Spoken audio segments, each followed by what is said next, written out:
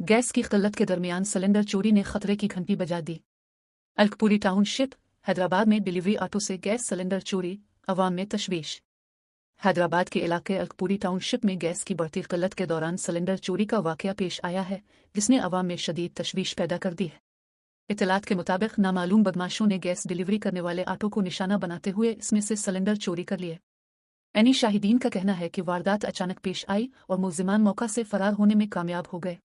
इस वाकया के बाद मकामी अफराद ने सिक्योरिटी के नाकिस इंतजामात पर नाराजगी जाहिर की है। मकामी अवाम का कहना है कि पहले ही गैस की किल्लत से परेशानी का सामना है और इस तरह की चोरी के वाकयात सूरत हाल को मजीद संगीन बना रहे हैं।